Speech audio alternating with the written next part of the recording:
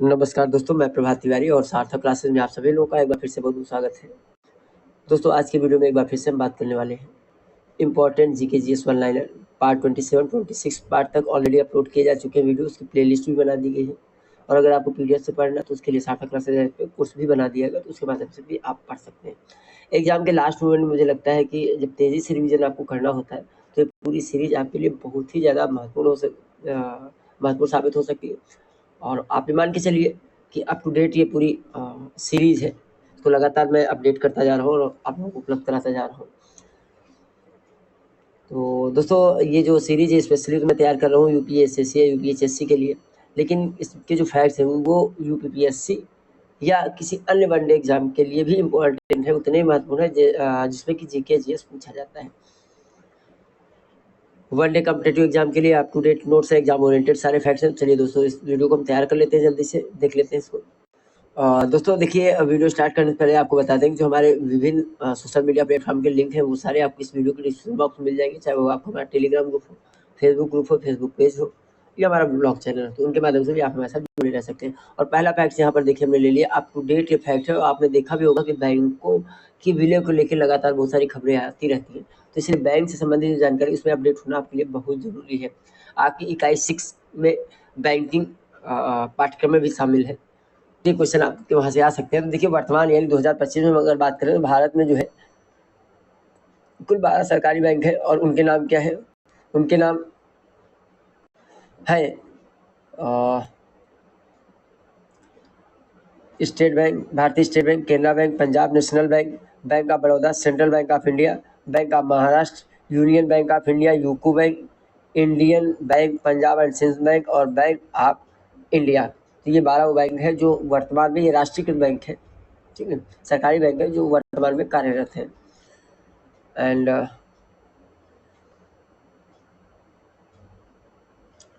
आगे बढ़ते हैं। प्राथमिक आर्थिक गतिविधि वह गतिविधियां हैं जिसमें प्राकृतिक संसाधनों को इकट्ठा करना, निकालना और कटाई करना शामिल होता है। प्राथमिक आर्थिक गतिविधि दो तरीके की हो सकती है। एक ऐसी गतिविधि है जिसमें कि सीधे जो उत्पाद उसमें मिलता है उसको हम सीधे सीधे यूज में कर लेते हैं, और दूसरा है कि प्राकृतिक रूप से हमें जो उत्पाद मिलता है वो एक तरीके से अन्य किसी कार्य के लिए कच्चे माल का की तरीके से उपयोग में लाया जाता है। तो वही यहाँ पे लिखा हुआ है, देखिए कि प्राथमिक आर्थिक गतिविधियाँ दो प्रकार की हैं। ऐसे उत्पाद जिन्हें काटा या निकाला जाता है और जिन्हें बिना संसाधित किए या किसी अन्य रूप से परिवर्तित किए सीधे उपयोग में लिया जा सकता है, जैसे कि फल, सब्जियां या पशु उत्पाद है, दूध वगैरह। और ऐसे उत्पाद जिन्हें काटा निकाला तो जाता है लेकिन उन्हें संसाधित किए बिना सीधे उपयोग में नहीं लिया जा सकता है। इन उत्पादों का उपयोग अन्य उद्योगों में कच्चे माल के रूप में किया जाता है और उनसे जो तैयार माल है उसको बनाने के लिए संसाधित किया जाता है, जिसका उपयोग लोग कर सकते हैं। जैसे कि उदाहरण है, कपास है, लकड़ी है, कपड़ा बनाना है तो कपास में मिलेगा, उसका सीधा यूज नहीं कर सकते, लेकिन उसका धागा बना के कपड़ा बना लिया गया तो वो सीधे यूज में आ जाता है। यानी कई तरीके से कच्चे माल की तरह कपास जो है हमारा उपयोग में होता है। तो प्राथमिक आर्थिक गतिविधियां दो प्रकार की हो गई। अगले फैक्ट की ओर बढ़ते हैं। भारत सरकार द्वारा सभी के लिए शिक्षा, जिसे पहले जो है प्रौढ़ शिक्षा के नाम से जाना जाता था, ठीक है, पर एक नई केंद्रीय प्रायोजित योजना नव भारत साक्षरता कार्यक्रम यानी NILP को जो है 1037.92 करोड़ रुपए वित्तीय परिव्यय के साथ नई शिक्षा नीति 2020 की सिफारिशों के अनुरूप वित्तीय वर्ष 2022-23 से लेकर के 2026-27 तक कार्यान्वयन हेतु अनुमोदित किया गया है। योजना 15 वर्ष और उससे अधिक आयु वर्ग के गैर साक्षरों के लिए लक्षित है। तो जो पहले प्रौढ़ शिक्षा के नाम से योजना होती थी उसी का नाम बदला हुआ ये नाम है सभी के लिए शिक्षा, और इससे नई शिक्षा के अनुरूप बनाने जाने का प्रयास सरकार से द्वारा किया जा रहा है। और ये हालांकि पुराना फैक्ट है लेकिन अभी ये अस्तित्व में रहेगी 2027 तक, और इसलिए ये पॉइंट काफ़ी इंपॉर्टेंट हो जाता है।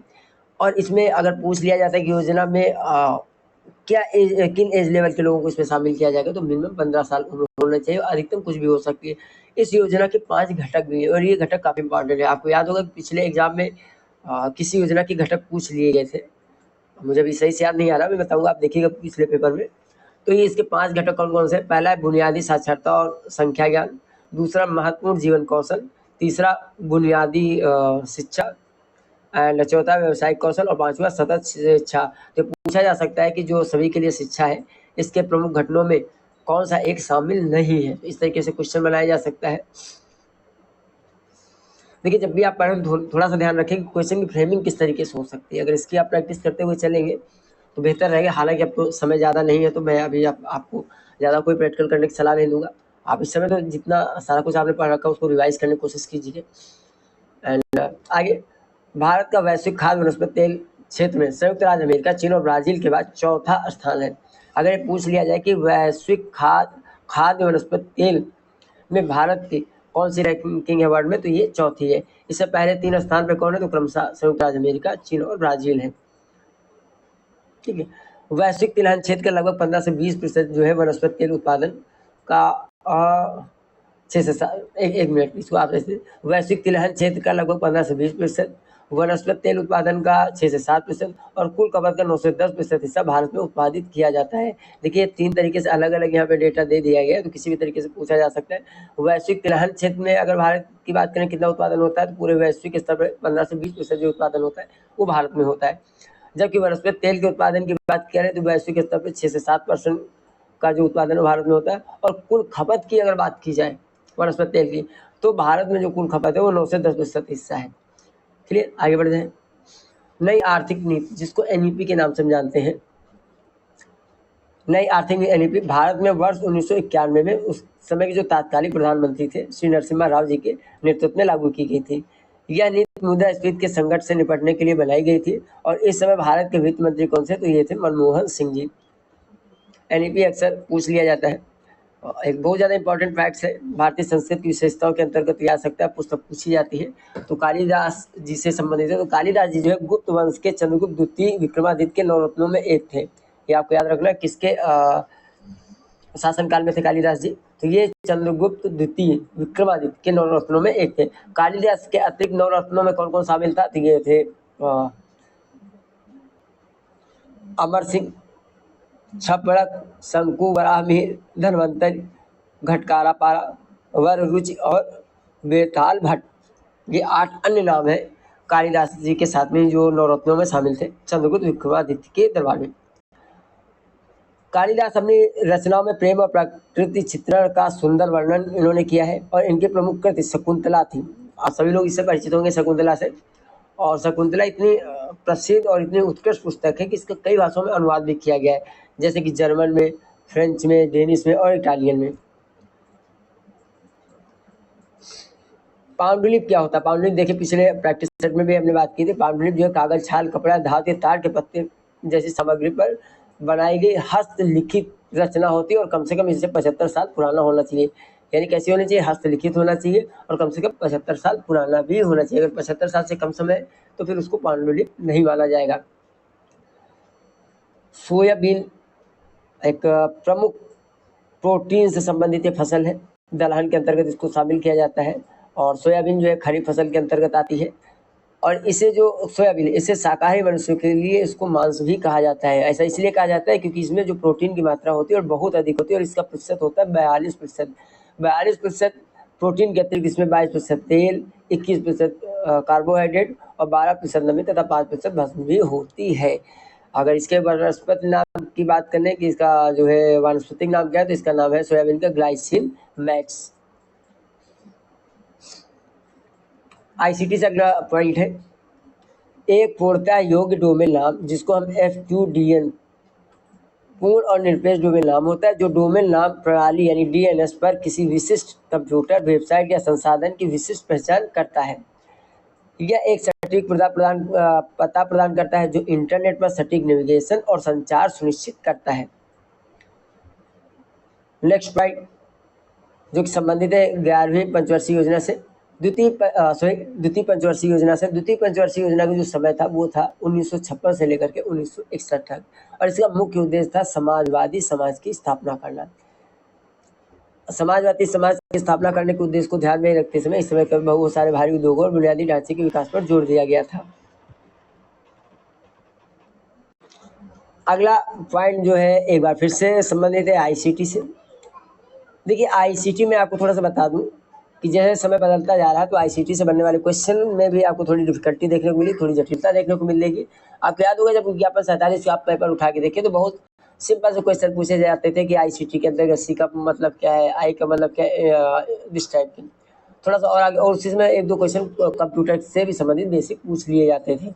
लेकिन अब इस समय जो कंप्यूटर का उपयोग काफ़ी आगे बढ़ चुका है। जैसे आपको याद होगा ना जब मोबाइल आया था सन 2000 के आस-पास, तो छोटा-सा मोबाइल होता था, स्क्रीन भी नहीं होती थी उसमें और म्यूज़िक भी नहीं बजता था, उसमें केवल हल्की सी ट्यूनिंग वगैरह आती थी। लेकिन आज के समय में मोबाइल कितना आगे हो गया कि अब मोबाइल के माध्यम से हम लोग पढ़ाई कर रहे हैं। तो समय के साथ जब टेक्नोलॉजी बदलती है तो उससे संबंधित प्रश्न की प्रकृति बदलती है। तो मुझे ऐसा लगता है कि आईसीटी के क्षेत्र में जिस तरीके से एआई का प्रभाव बढ़ता जा रहा है, तो एआई से संबंधित जो बेसिक क्वेश्चन है उनको भी आप एक बार ज़रूर देख लीजिएगा। ये मेरी आपको सिंपल सी सलाह है। बाकी आप लोग स्वयं समझदार हैं। तो एसएमआईएम मीन्स इसके अगर फुल फॉर्म की बात कर लें, secure multipurpose internet mail extension, Hindi में सुरक्षित बहुउद्देशीय इंटरनेट मेल एक्सटेंशन। यह एक इंटरनेट मानक है जो ईमेल संदेशों को डिजिटल रूप से हस्ताक्षरित और इनक्रिप्ट करता है। यह सुनिश्चित करता है कि प्राप्त होने के दौरान ईमेल संदेशों की मूल रूपता सुरक्षित रहे और इसमें किसी तरीके का परिवर्तन न हो। एंड नेक्स्ट पॉइंट, चीन, भारत और इंडोनेशिया दुनिया के शीर्ष 3 चावल उत्पादक देश हैं। यानी पहले पोजीशन चीन की है, दूसरी पोजीशन भारत की और तीसरी इंडोनेशिया की है चावल उत्पादन में। देखिए कृषि आपके यहाँ है तो इन फैक्ट्स को मुझे लगता है कि पूछे जा सकते हैं। चीन, भारत और इंडोनेशिया दुनिया के शीर्ष 3 चावल उत्पादक देश हैं। पश्चिम बंगाल भारत में सर्वाधिक चावल उत्पादक राज्य है, जो कि भारत के कुल चावल उत्पादन का लगभग 15% का योगदान देता है। तो अगर पूछ लिया जाए कि भारत में चावल का उत्पादन सर्वाधिक जो है किस राज्य में होता है, तो वो होता है आपके पश्चिम बंगाल में। पश्चिम बंगाल के बाद चावल उत्पादन में किस भारतीय राज्य का स्थान आता है, आप कमेंट करके बताइएगा। भारत 88% वैश्विक हिस्सेदारी के साथ अरंडी के बीज का उत्पादन करता है। अरंडी खरीफ की एक प्रमुख तिलहनी फसल है। भारत में अरंडी रोपण का समय आमतौर पर जुलाई अगस्त के दौरान होता है और कटाई दिसंबर और जनवरी के महीनों के दौरान की जाती है। अरंडी के तेल को जैसे हम लोग जानते हैं कस्टर्ड ऑयल के नाम से, तो कस्टर्ड ऑयल त्वचा, बालों और कई अन्य बीमारियों के इलाज के लिए उपयोगी है, परंतु मुख्य रूप से अपने रेचक गुण के कारण कब्ज को ठीक करने के लिए इसका उपयोग किया जाता है। अरंडी के बीज का हम लोग यूज़ भी करते थे। आप लोग कमेंट करके बताइए कितने लोग बचपन में अरंडी से एक गेम होता था, पता नहीं आप लोग क्या क्या कहते हैं, हमारे यहाँ नक्की जुट बोलते थे, नक्की जुट। तो आप लोग भी अगर ऐसा कोई खेल खेलते थे तो कमेंट कीजिएगा। एंड अगला पॉइंट है दुग्ध उत्पादन में भारत विश्व में पहले स्थान पर है। 2024 में, देखिए 2024 इसलिए नहीं है कि 2025 का डेटा नहीं, अगर पूछा जाएगा तो 2024 के पूछे जाने की संभावना है। और अब तो वैसे भी सारा फैक्ट्स ज़्यादातर आपको 2024 का ही आएगा। तो 2024 में भारत में सबसे बड़े दूध उत्पादक राज्यों के रूप में उत्तर प्रदेश, जिसका प्रतिशत है 16.21% का योगदान है पूरे भारत में, ने देश के डेयरी उत्पादन में महत्वपूर्ण योगदान दिया है। यूपी के बाद शेष 5 राज्यों में राजस्थान सॉरी दोस्तों, 5 शीर्ष राज्यों में राजस्थान 14.51%, मध्य प्रदेश 8.91%, गुजरात 7.67% और महाराष्ट्र 6.71% शामिल है। उपलब्ध डेटा के अनुसार वर्ष 2023-24 में भारत में प्रति व्यक्ति दूध की उपलब्धता कितनी थी, तो 471 ग्राम प्रतिदिन थी, जो कि 2022-23 के 462 ग्राम प्रतिदिन से अधिक है। 2023-24 में भारत में 239.3 मिलियन टन दूध का उत्पादन हुआ, जो विगत वर्ष की तुलना में 4% अधिक है। संयुक्त राष्ट्र के विभिन्न वर्ष, देखिए ये आप देख लीजिए। और संयुक्त राष्ट्र कभी कभी जो है एक ही वर्ष को कई नाम के द्वारा या कई टाइटल भी दे दिया जाता है संयुक्त राष्ट्र संघ के द्वारा। तो यहाँ पे मैंने पूरी लिस्ट ही ले ली, कोई आपको दिक्कत ना होने पाए, जो आज की डेट में अपडेट है। संयुक्त राष्ट्र के विभिन्न वर्ष 2029 की अगर बात कर ले तो क्षुद्र ग्रह जागरूकता और ग्रह रक्षा का अंतर्राष्ट्रीय वर्ष, 2027 को टिकाऊ और लचीले पर्यटन का अंतर्राष्ट्रीय वर्ष, जबकि 2026 को अंतर्राष्ट्रीय महिला किसान वर्ष। ये अंतर्राष्ट्रीय महिला किसान वर्ष इंपॉर्टेंट लग रहा है मुझे। 2026 को इसके अतिरिक्त जो है सतत विकास के लिए स्वयंसेवकों का अंतर्राष्ट्रीय वर्ष 2026 को अंतर्राष्ट्रीय चरागाह और चरवाहा वर्ष घोषित किया। इसके अतिरिक्त अगर वर्तमान में 2025 की बात कर ले तो 2025 को भी जो मेरी जानकारी है उसके आधार पे 4 उपनाम दिए जा चुके हैं। क्वांटम विज्ञान और प्रौद्योगिकी का अंतर्राष्ट्रीय वर्ष, अंतर्राष्ट्रीय सहकारिता वर्ष, ग्लेशियर के संरक्षण का अंतर्राष्ट्रीय वर्ष और शांति और विश्वास का अंतर्राष्ट्रीय वर्ष। 2024 को अंतर्राष्ट्रीय ऊंट वर्ष घोषित किया था संयुक्त राष्ट्र ने, जबकि 2023 को शांति की गारंटी के रूप में संवाद का अंतर्राष्ट्रीय वर्ष और अंतर्राष्ट्रीय बाजरा वर्ष भी घोषित किया था। तो 2023 का जो अंतर्राष्ट्रीय बाजरा वर्ष है ये भी आपका इम्पोर्टेंट है, तो आप देख लीजिए। एंड नेक्स्ट पॉइंट है भारत में नीली क्रांति, 7वीं पंचवर्षीय योजना जिसका समय था 1985 से 1990 के दौरान प्रारंभ हुई थी। और उस समय जब केंद्र सरकार ने मछली किसान विकास एजेंसी को प्रायोजित किया था। डॉक्टर हीरालाल चौधरी और डॉक्टर अरुण कृष्णन को नीली क्रांति के जनक के रूप में जाना जाता है। अगर आपसे प्रश्न पूछ लिया जाता है कि निम्नलिखित में से कौन सा नाम नीली क्रांति से जुड़ा हुआ है या निम्नलिखित में से किसे भारत में नीली क्रांति का जनक माना जाता है, तो अगर दोनों नाम है तो दोनों होगा, अगर कोई एक नाम है तो उससे आपको टिक लगाना है। तो डॉक्टर हीरालाल चौधरी और डॉक्टर अरुण कृष्णन को नीली क्रांति का जनक माना जाता है। नीली क्रांति का संबंध किससे? मत्स्य उत्पादन से है। नीली क्रांति के कारण भारत में झींगा मछली के उत्पादन में बहुत वृद्धि हुई थी। अगला प्रश्न है, वर्ष 2021 में मंगल की सतह पर थारिस ज्वालामुखी क्षेत्र में खोजे गए 3 क्रेटर्स का नाम प्रसिद्ध कास्मिक रे भौतिक विज्ञानी स्वर्गीय देवेंद्र लाल तथा भारत के मुरसान उत्तर प्रदेश और हिलसा बिहार के शहरों के नाम पर रखा गया। देखिए वर्ष 2021 में ये मंगल ग्रह के सतह पर थारिस ज्वालामुखी क्षेत्र में ये क्रेटर्स मतलब झीलें, बड़े बड़े गड्ढे खोजे गए थे, लेकिन इनका नामकरण अभी हाल ही में हुआ है। तो ये एक इम्पॉर्टेंट फैक्ट्स हो सकता है आपके एग्जाम की दृष्टि से, और इनके नाम रखे गए। एक तो जो प्रसिद्ध कास्मिक रे भौतिक विज्ञानी है स्वर्गीय देवेंद्र लाल जी, और दूसरा मुरसान एक जगह उत्तर प्रदेश के उसमें, और हिलसा एक बिहार का शहर का नाम है, वहाँ उसके नाम पे इनको इनके नाम रखे गए हैं। अगला पॉइंट है,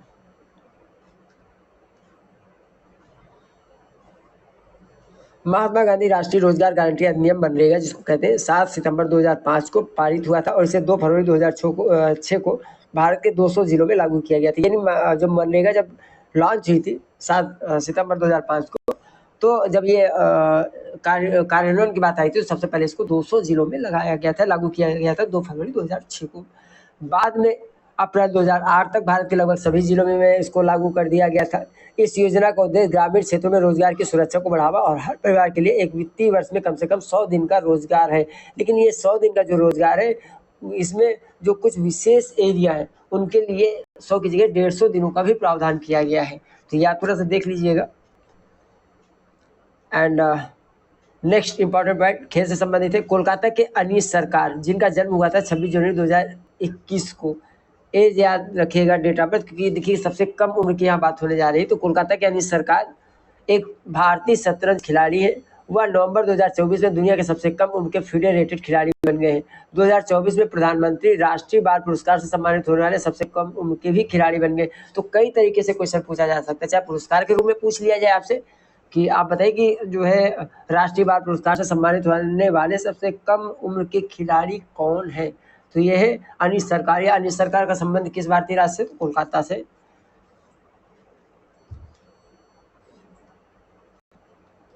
व्यापारिक वस्तुओं के आयात पर लगाए जाने वाले कर को हम टैरिफ कहते हैं। इसे सीमा शुल्क भी कहा जाता है। टैरिफ लगाने के कई कारण होते हैं, जैसे कि घरेलू उत्पादों की सुरक्षा करना या राजस्व जुटाना आदि।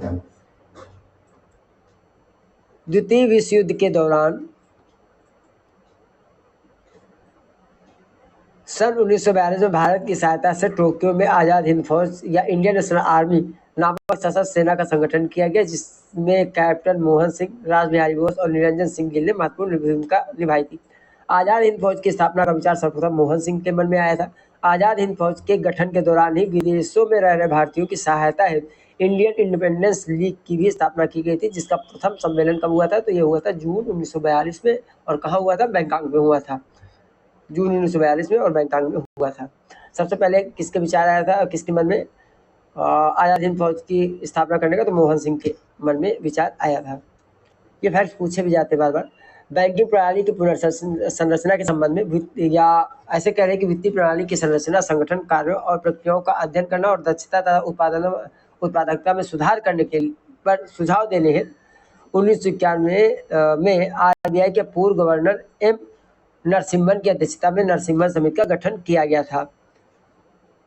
अगला पॉइंट है 31 अक्टूबर से 27 नवंबर 2025 तक 31 अक्टूबर से 27 नवंबर 2025 तक फिडे शतरंज विश्व कप 2025 की मेजबानी कौन करेगा? तो भारत करेगा।